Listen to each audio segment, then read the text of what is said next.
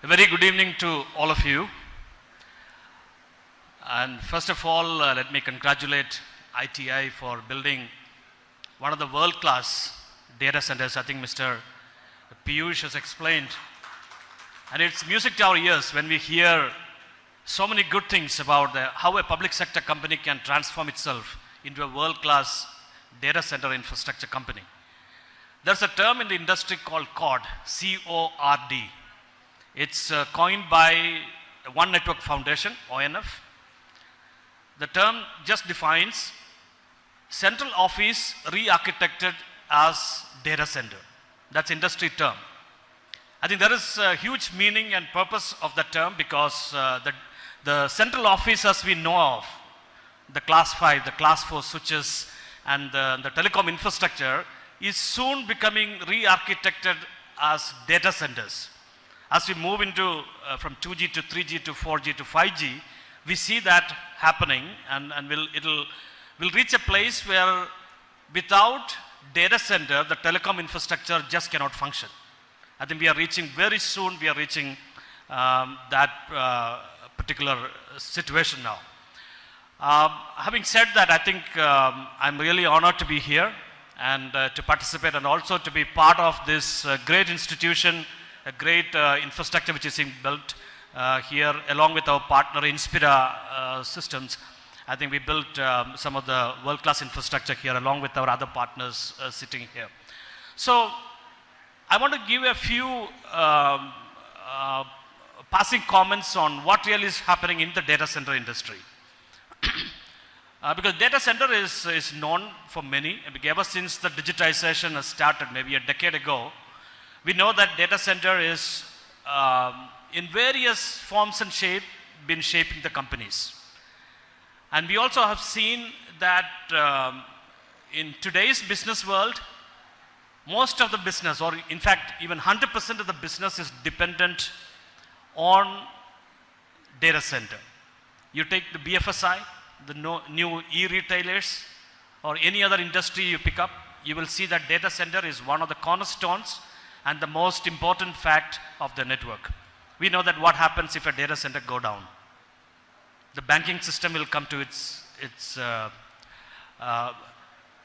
lowest possible position. Same applies to the ticketing system, the railway booking, the airport systems, anything, any infrastructure, and into power grid and everything.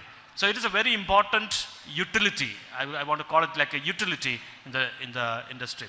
Few things are happening in the data center from traditional sense because there is a term called cloud scale data center because there are few particular features as part of the cloud is important when we build data center. That is what the design principle that we used when we designed the data center. The first element when we design a data center is the fungibility. Those of you who don't know what fungible is, in utility we know that we consume electricity. We consume as much as you want and you pay for what you consumed. And you have scale out, you may consume more on one day, you may consume less on one day and you pay for what you consume. In data center when fungibility comes, you consume what you need and you pay for what you need. And you access it from where you need. That is called the state of fungibility. That is the first principle that we used in this data center. You can consume. When we build the architecture, if you build it rigid, what happens is you cannot really consume as you want. Either you have to build over capacity. For example, you know in Flipkart there is a big billion day during the Diwali days. We know that the data center load on those days will be order of magnitude bigger than a traditional trading day. Do they build a data center which can serve that 1 week of big billion day sale and then remaining maybe 330 days of the year you will run under capacity. So that is the first meaning of the fungibility. The second one is reliability on the data center because as I said, data center is the cornerstone of most of the businesses. And when ITI and Trimax host their customers here, they trust for probably 6-9 reliability in the data center. So how do you build reliability? It's not just safe power, cooling, and the physical security, it's much more than that. There are other building blocks in the system. So where we focus is on the network side. How can we create a very reliable infrastructure, move workloads seamlessly, irrespective of what the underlying infrastructure is. The third element is security. I think Piyush mentioned that earlier. Not just the physical security, but information security. The very issue of data centers is that in the cloud style data centers, you cannot go and touch a server and say that this is where my information is.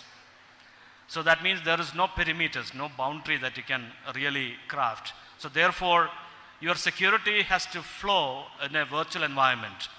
That is why it's very important to have security as the important element. The fourth element and the last element is ubiquitous. Ubiquitous simply means that you can access it from anywhere you want. You don't need to be near to the data center. You can be anywhere in the world. You can access those assets, whether it's a primary data center or a near data center or it's a disaster recovery. And the workloads can flow seamlessly across all the networks. So these are the fundamental principles on which we built. And having said that, there are a few things, it's very important because speeds and feeds do matter when we build data center. We have seen the transition of the network speeds from probably, I think some of us sitting here would have seen 10 meg Ethernet, 100 meg Ethernet, 1 gig. I mean, 1 gig is probably even survived today. There is 10 gig. So what we have done here in this data center is we have used 10 gig, 25 gig, 40 gig, and 100 gig. This is the data bandwidth that we are using here in this data center. And the platforms that we used here, it's already ready for 400 gig, which is the next industry transition which is taking place, 400 gig Ethernet. The very platform that we've kept here are actually can be transitioned into a 400 gig platform. The other critical element is multi-cloud capability, because we know that in data centers, it's not sufficient that we have just one solid data center. Sometimes the workload need to move into public data centers, maybe in Amazon, maybe for a brief period of time, or maybe your on-premises data centers. How do you really harness all these multi-cloud facilities under one fabric? We have actually taken that into consideration here. And of course, the cloud native applications and telemetry information is taken care of. So keeping all this together, I think we have built this data center. I'm sure this is one of the world-class facilities. And I invite all of you to probably host here in ITI, because it's a national pride to see such a great data center, world-class being hosted here. With that, let me conclude. Thank you so much.